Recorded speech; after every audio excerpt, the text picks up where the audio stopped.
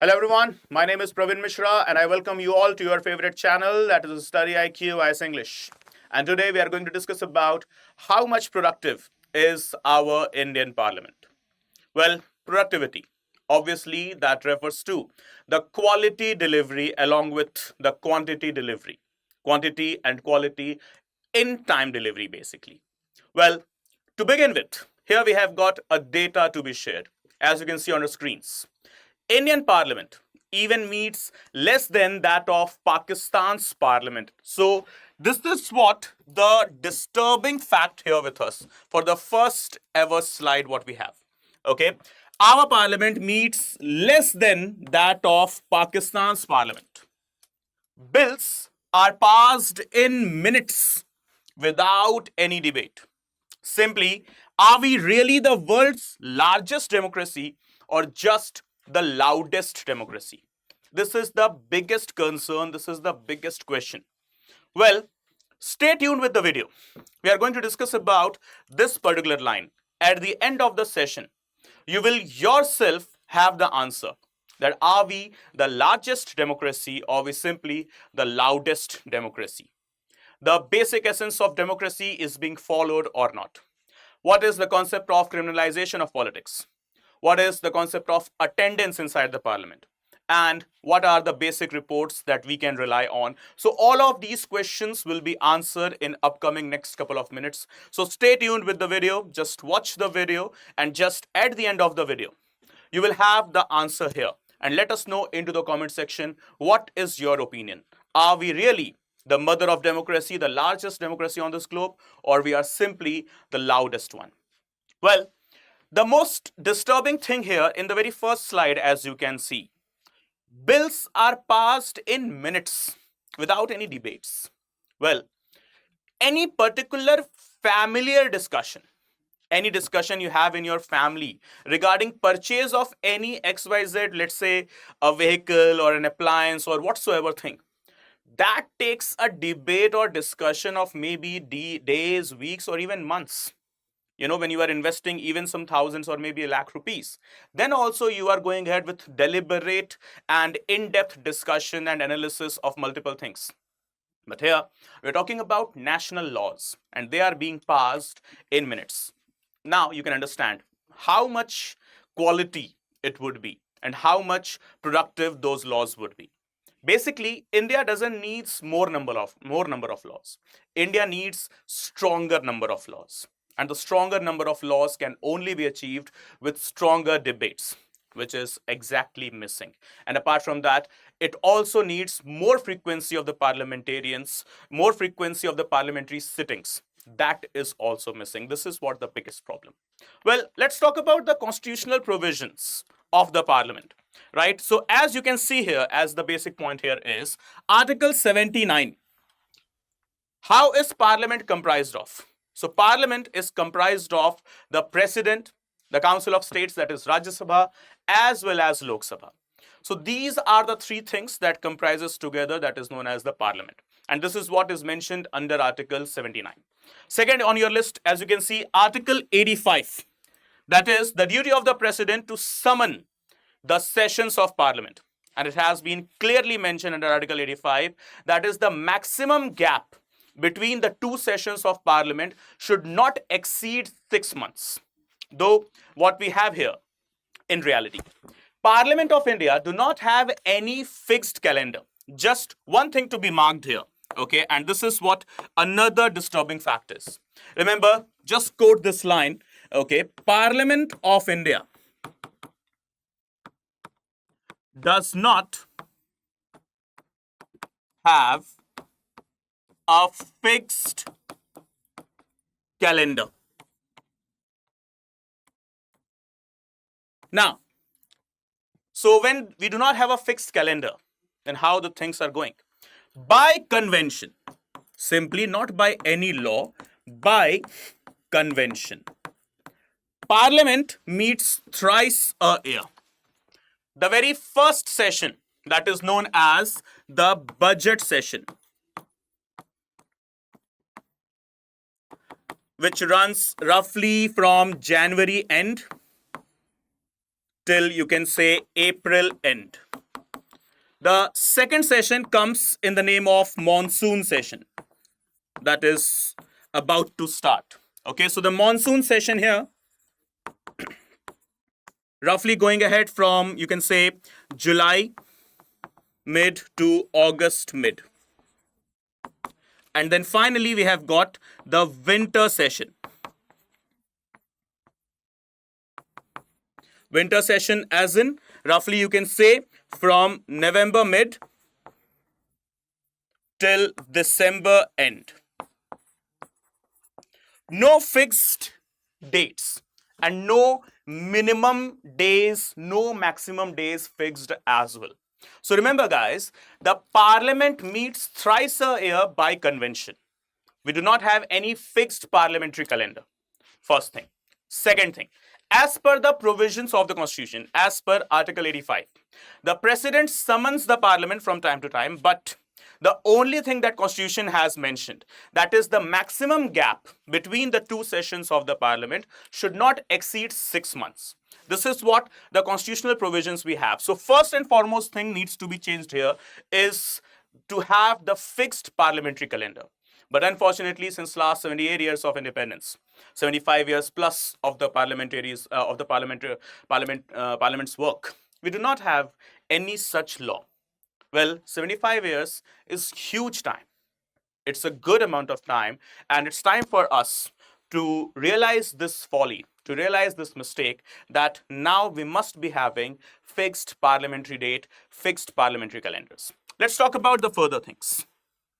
Now, as you can see, Article 107 to Article 122, that talks about or that deals with the legislative procedures, the passage of bills, the debates, the privileges, the votings, everything inside Parliament. But are we really following all of these provisions? Are we really up to the mark of these constitutional provisions? Let's discuss that.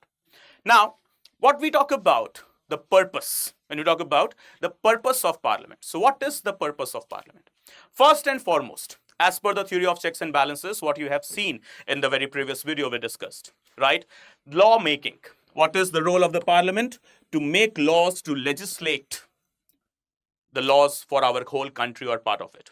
Secondly, holding the executive accountable by questioning the executive wing inside the Parliament. So, just holding the executive accountable, we have got for that 0 hour, question hour, and other elements as well. Apart from that, we have got the budget and money appropriation, simply passage of the money, passage of the budget of the whole nation. And finally, we have got one more task with us that is known as debate on public issues. This is what the purpose of Parliament is. This is where Parliament stands. This is where the existence of Parliament is. Now, the first thing, okay, lawmaking. Second thing, holding accountability of the executive by questioning the executive wing inside the Parliament. Then we have got the passage of budget of the whole nation. And yes, finally, we talk about the thing that is known as public issues or the national issues, to have a proper debate on it. And after those debates, carve out the proper solutions over it. What we have seen, let's not take the name. What we have seen recently, a very famous parliamentarian with good amount of experience, what we can say more than 2.5 decades of experience inside the Parliament. Recently, he walked in the Parliament at the night, during the night hours, just for the sake of voting.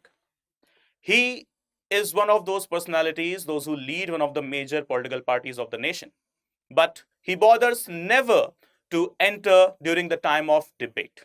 Or we must quote it here, he least bothers to enter during the time of debate.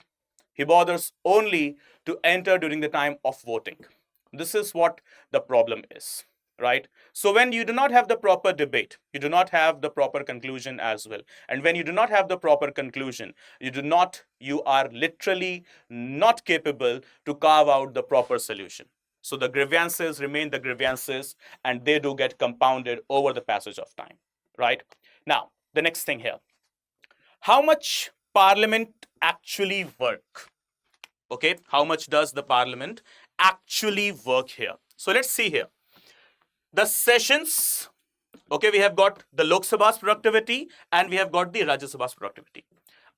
Data that is troubling, to each and every Indian citizen. Let me quote it correct. A data that is troubling each and every aware Indian citizen. And we have got a community of Indian citizens, those who are most aware. That is you, the UPSC CSE aspirants. You guys are the most aware citizens of this country. And you need to know this thing as well. So this is for you. As you can see here, the monsoon session of 2023, this is the data given to us by an organization known as ADR, that is Association of Democratic Reforms, an NGO basically. So as per ADR's data, the monsoon 2023 session, Lok Sabha's productivity was only 43%. Rajya Sabha's productivity fell down to 55%. Winter 2022 we talk about. Lok Sabha 68%. Rajya Sabha 42% only. Budget session of 2022. 121% of extra hours was worked by the parliamentarians. And as you can see, on the opposite side, Rajya Sabha 99%. जिनका कोई काम ही नहीं है budget में. Technically, Rajya Sabha is powerless when it comes to passage of the budget. Literally. Okay. So they have no role, no call, nothing. They can do literally nothing. They are totally powerless when it comes to the passage of budget. It is totally the duty, totally the call of the Lok Sabha. And here, where they do not have any role to perform, they are showing their productivity as 99%. What is this now? You can yourself realize, you can yourself understand, right? So 43%, 45%, on an average, what you can say, 50% is what the productivity is followed by the parliament throughout the time period. Let's discuss the different parameters here. It is the data coming from two different organizations. The first is ADR and the other one is PRS. Okay, so PRS blog, a very famous blog. You can just Google the website prsblog.com. Okay, and you can find all the information related to your parliament as well as the state legislative assemblies. So as we can see, as what the ADR and PRS data have to share. Many bills passed under 30 minutes. What kind of discussion you would have done in 30 minutes?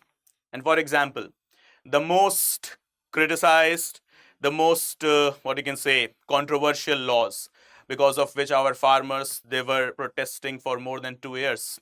That is known as farm laws of 2020. They were passed in less than 30 minutes of debate. Further, as you can see, 20 bills, they were passed in just 5 minutes in 2023 monsoon session. Is this really a joke? 20 bills in 5 minutes. This is what the disturbance is, right? See the next thing. Standing committees, they are totally ignored. Totally ignored. In the 17th Lok Sabha, that is 2019 to 2024, only 14% of the bills were referred to the standing committees. Well, it was bit before earlier. Okay, it was better. Bit before earlier, you talk about the UPA 1 government and the UPA 2 government. They were going ahead with 60% of the reference to the standing committees. But presently, we talk about 2019 to 2024, just the previous Lok Sabha. Only and only 14%. And so, the above data is here. 20 bills passed in 5 minutes, right? And now, see another disturbing data here. The most disturbing data, what I call it. Number of sittings or number of days the parliament has worked. As we have already discussed in the first slide of this session, that parliament, Indian parliament sitting is even less than that of Pakistan's. As you can see, during 1950s, our parliament used to work for around 120 days a year. But presently, it is less than 60 to 70 days per year. We have got a comparison with us. We talk about the United Kingdom's parliament. It is around 150 plus days per year. And unfortunately, a state which is considered as a failed state, a terror-ridden state, a state that is the breeding ground of the terrorists, or the terrorist activities. Pakistan, name is Pakistan, unfortunately, with all NAPAK activities. 100 plus days, their parliament is working, as you can see here, right? And the mother of democracy, the Indian parliament, is working for around, on an average, 60 to 70 days per year. Now, what do we need is maximum presence of the parliamentarians. But are we having it? Well, the parliamentarians, they have got a weapon to not enter the parliament. That is under Article 100 Clause 3 for the Union Parliament and under Article 189 Clause 3 for the state legislative assemblies. It talks about the word quorum. What is this word quorum here? That is the minimum number of parliamentarians required to run a parliamentary session. Now you can understand what type of laws we would be having and why these laws are failing back to back in providing us the welfare state. Well, no one is talking about that perfect state. That is impossible, right? But we are talking about the welfare state and how the welfare state will come in a democracy when we have got such type of things which are badly misused. So under Article 100 Clause 3 that talks about quorum, as in if 10% of the parliamentarians are present, 10% of the parliamentarians are present, minimum, then the parliament is fit or good to go for the session, right? Independently for both the houses. So as you can see here, for example, quorum, the minimum numbers required to conduct a session, that is what? 10%. So Lok Sabha, 10% of the total strength, as in we have got 543 members presently. So 10% of it, 54.3, as in round figure, it will come 55 MPs, and you are good to go with the parliamentary session. For Rajya Sabha, 250 members maximum we have, right? So 10% of it, that is 25 MPs if they are present, right? We are good to go for the session, right? This is where the productivity is questioned. And now see the shocking data. Many debates are run with only 10 to 15 MPs present inside the house. 10 to 15 MPs present.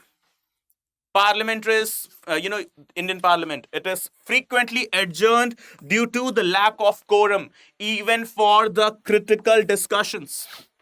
Where are parliamentarians? They are busy in their rallies, they are busy in their debates, they are busy in the channels panel discussing whether a particular organization is required, a particular institution is required, whether who is nationalist, who is not, right? So parliamentarians, they are busy inside, their social media. Parliamentarians, they are busy going ahead onto the news shows. Parliamentarians, they are busy in their foreign tours as well. But they never show up, or they rarely show up inside the parliament. And this is what the data is. And this is the refined data given to us by the prestigious organizations known as ADR and PRS. And now, we bring to you another disturbing thing here. Why is Indian Parliament so unproductive? What are the reasons? So as you can see, the frequent disruptions, because their political mileage is not achieved. So as you can see, they do walk out during the working of the parliament, during the proceedings of the parliament. They are busy in just going ahead with their slogans, sloganeering. And apart from that, they do consume too much of the hours, because of which the house is adjourned. And then in monsoon 2023, the data is the monsoon session of 2023, 40% of the total time was lost due to disruptions, just because of the walkouts, sloganeering, and other nonsense stuff inside parliament, right? 40% of the time was lost. Now, see the next data. Low attendance. As per the ADR report of 2023, the average attendance in parliament was 78%, but only during the time of voting. Everyone entered the parliament. Vote करेंगे, vote करेंगे. Okay, क्या vote करेंगे? तुमको पता ही नहीं है मुद्दा क्या है. तुम क्या vote करेगा? Right? Okay. How will you vote? Are you aware what is the mudda? What is the dish? What is the issue? What is the question? What is the concern? What is the conclusion? You are just there for voting. Right? Simply, this is what the concern is. 78% of attendance, and that too during the time period of voting, right? And on critical issues, over the debate, for the critical issues, for the national issues, the topics that are too much importance of national interest, okay, they are all absent. Well, why so? You will get to know in just upcoming next 1 or 2 minutes, right? So, the unproductivity, absence of discussions. So they are nowhere in discussions. Apart from that, no time for question hour, often suspended during special sessions, especially during COVID-19. And apart from that, political polarization, fewer bipartisan discussions, and more confrontations and walkouts. They do go inside parliament for the sake of lawmaking process and discussion on national interest.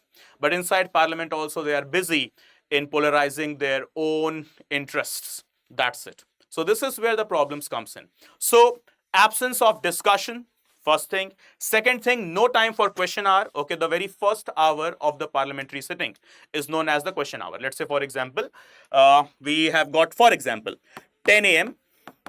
Parliament's proceeding starts. So 10 a.m. to 11 a.m.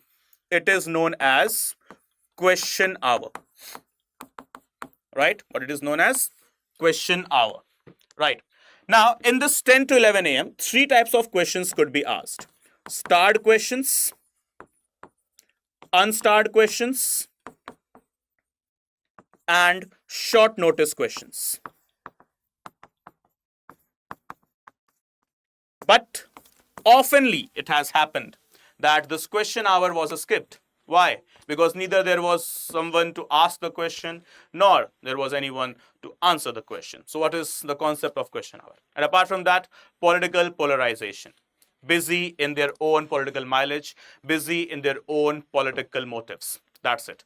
Parliament is not the place for any parliamentarian to cover up his or her political intentions, but they use it for the very same sake only. And now we bring to you some disturbing facts. Now, as you can see on your screens, 10 bills passed in 20 minutes during winter session in 2023. Then, private member bills, only 14 bills have been passed since 1950. Well, as per the ratio, see how many bills were introduced. 30,000 bills since 1950 have been introduced inside parliament. And how many of them they have been passed? Only 14, right?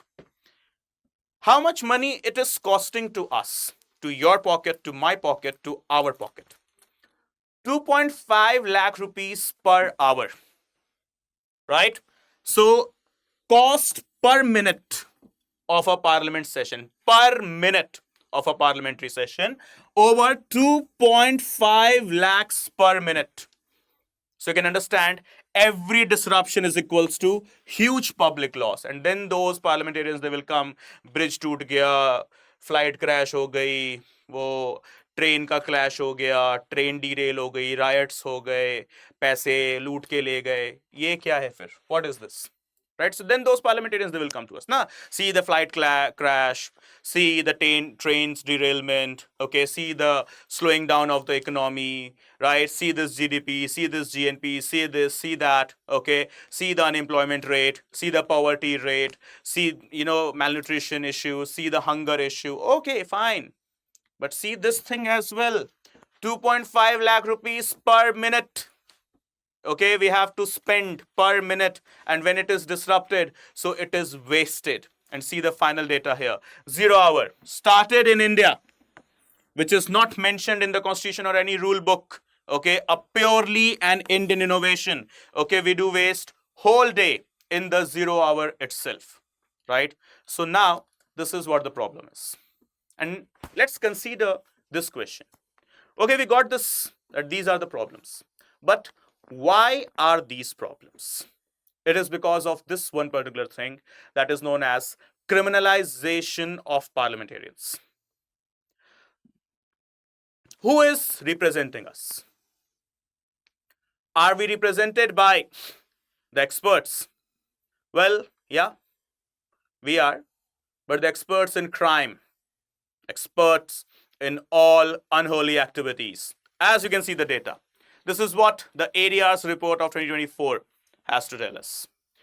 Lok Sabha, 17th Lok Sabha, that is 2019 to 2024, out of total 543 members, 233 MPs, they were having criminal cases registered against them, as in the exact data is 43%. And MPs within these 233, MPs with severe criminal cases were 159, as in 29%. Severe criminal cases, as in it includes murder, attempt to murder, rape, kidnapping, hate speech, and crimes against women. And we talk about women empowerment in India, inside the Union Parliament. And who are the people talking about this? Well, the data is here in front of us, right? But it's not just the end, it's the beginning. What you can see further, Lok Sabha, out of 225 MPs analyzed, 27% of them in Rajya Sabha, not Lok Sabha, sorry, in Rajya Sabha, out of analyzed 227 MPs, total 250, okay, ADR could analyze 227 only, right? So out of 227 analyzed MPs, 27% have criminal cases and 13% have serious charges. And as you can see, some shocking facts. In 2004, only 24% MPs had criminal cases, which got enhanced by 43% in 2019 within just 15 years. Got literally doubled. Achhe din. So, see the sarcasm. 24% is already a huge data. But still, we are compelled to use the word only. Right? We're still compelled to use the word only. Right? Because then we have got this data. Okay? This is known as political sarcasm or political humor at its best. You know, only 24% MPs were having criminal charges against them in 2004. Wow, what an achievement. 2019, it is 43%. My goodness, right? This is what the trouble is. This is what we are troubled here, okay? That we have to take the word only before mentioning the figure 24%, right? Now see the next thing. What are basically the serious criminal charges? Okay, criminal charges, that's fine. But when you talk about serious criminal charges, what are they? So offenses punishable with 5 years plus in jail, which are non-bailable offenses as well. Electoral crimes like bribery and hate speeches, crimes against women, and corruption-related charges. So what we have got, if you just have a look at this data, in Rajya Sabha, severe or serious criminal charges, 13% MPs. In Lok Sabha, serious criminal charges, it is 159, as in 29% MPs, right? So, who is representing us? Now the question here is, don't we have any law that could curb all of this nonsense? Don't we have any particular legislation or a statute that could protect the Indian citizens from being represented from such, criminal parliamentarians? We do.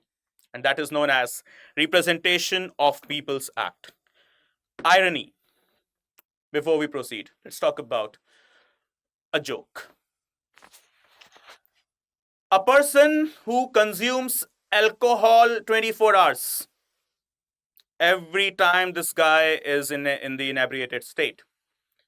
Okay, let's say, for example, there is a person, Mr. X, and Mr. X is in the inebriated state 24 hours. How will you feel when this guy comes to you and says, see, liquor consumption and alcohol consumption is injurious to health? What will you feel at that time? A person totally sloshed, totally intoxicated, totally inebriated is coming to you and telling you that do not consume alcohol. It's not good for your health. It's not good for anything. Or let's say there is a particular company that who creates tobacco, that who manufactures tobacco or tobacco products basically.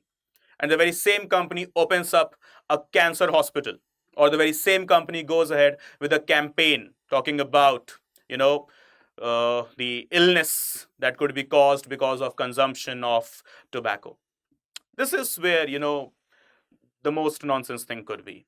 This is what hypocrisy is defined as, right? And this is where the problem is.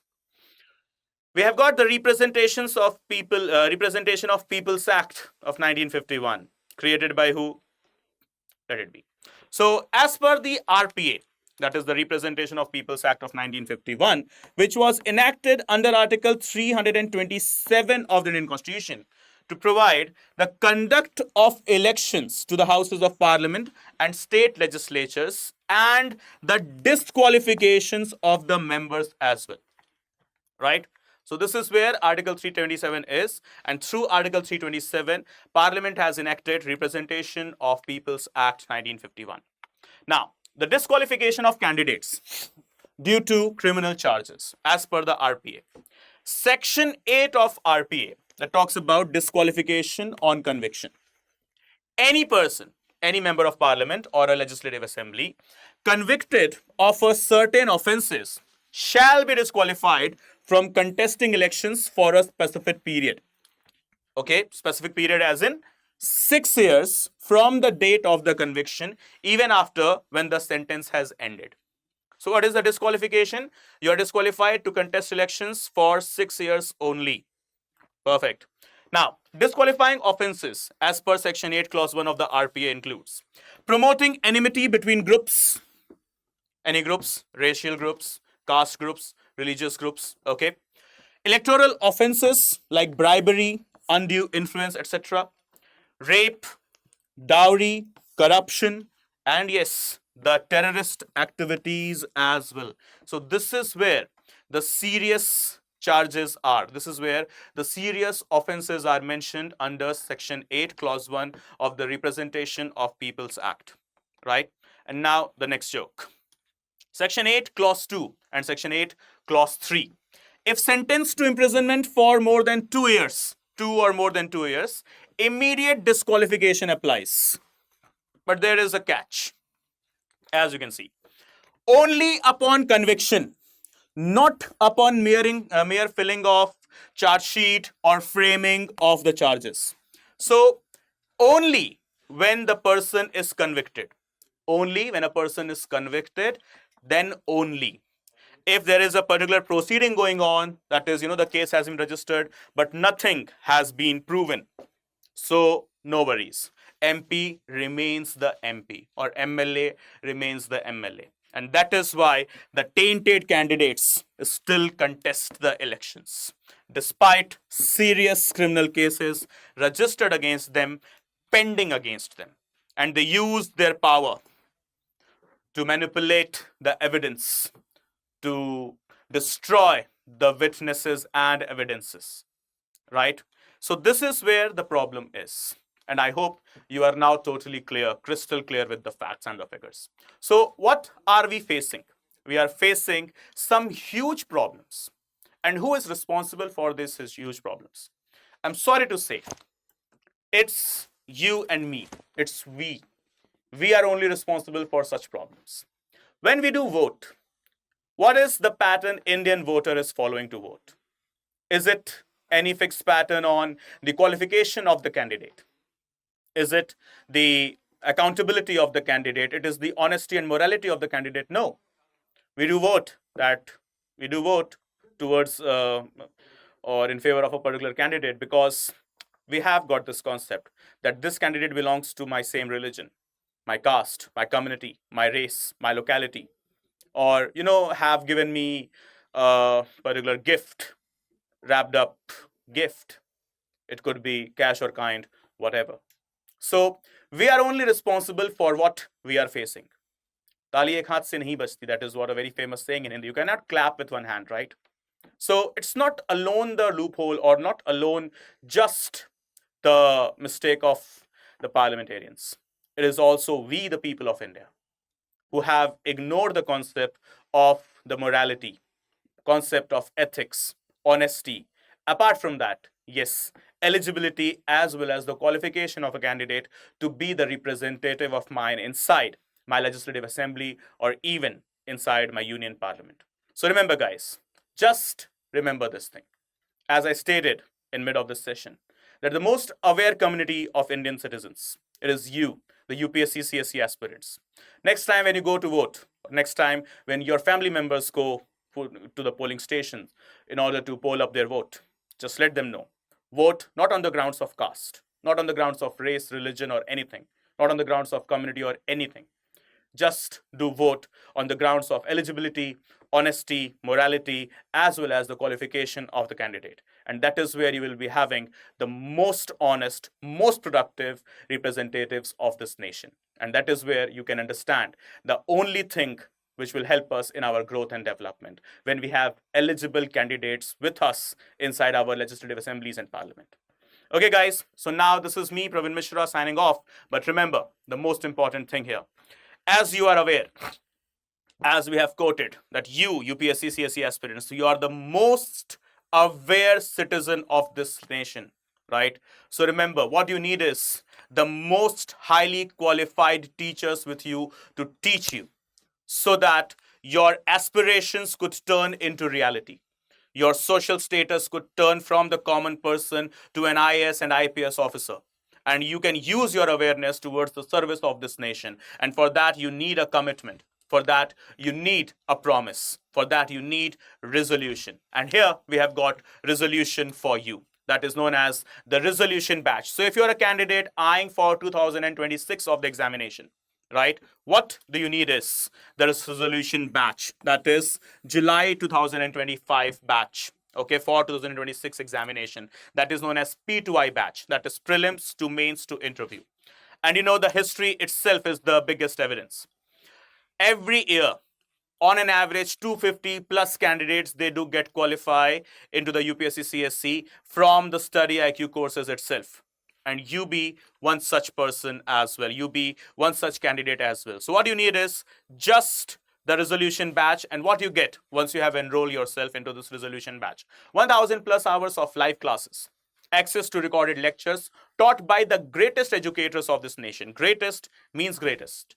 Shashank Tyagi sir, Prashant Tiwari sir, Bhuvan Jha sir, Shubham Sagar sir, Ankit Singh sir, Ankit Agrawal sir. Okay, these are the names, those who are in themselves the institutions of their one particular or two particular subjects that they are teaching, right? So you will be getting the opportunity to learn from these great personalities, right? Apart from that, their own personal notes will be given to you in the PDF format immediately after the end of the session, that is after the end of your class.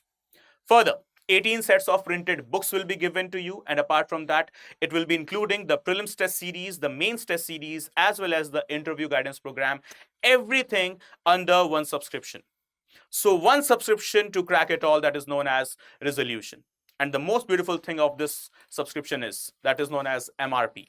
No, I'm not talking about the maximum retail price. I'm talking about MRP, that is Mains Residential Program. So once you have qualified your prelims, you will be called to Delhi for your mains examination. Your accommodation will be totally on us, that is on StudyIQ. You will be provided accommodation inside Delhi's Rajendra Nagar, that is the hub of civil services, and there you will be having the opportunity to learn from the very same great educators in the offline mode, right, till your mains examination. And remember one thing, guys, your mains, your accommodation inside Delhi's Rajendra Nagar will be totally on us, right? And now let's talk about how much price do I need to pay for this resolution subscription. So the subscription plans, they are starting from just rupees 9,999 only, right? So we have got for you the gold, platinum, and the diamond subscriptions. Okay, so remember, guys, prices are starting from just rupees 9,999, but here is the catch as well. You need to have a promo code with yourself. And what is the promo code? That is known as PRV Live. So guys, use this promo code and enroll yourself at the earliest possible time, because the batches are going to commence on 15th of July. And on the very same date, the batch admissions shall close as well. So you have got 4 days with you right now to enroll yourself into this particular resolution batch. So guys, remember, enroll and let nothing, I repeat, let nothing come between you and your success, right? And apart from that, guys, just please remember, you need to hit the subscribe button of the StudyIQ IAS English. As you know it very well, the channel is providing you all the quality and quantity of the content. And in case you need to connect with me, you can connect here on Instagram with the username Praveen Mishra _2107, and on Telegram, that is with the username PRV Live, and you can use this QR code to scan and connect. Okay, everyone, thank you so much for joining. Bye-bye. Take care. See you soon. And let us know your opinion into the comment section that are we still the largest democracy or just the loudest democracy? Bye-bye. Take care. Jai Hind. Jai Bharat.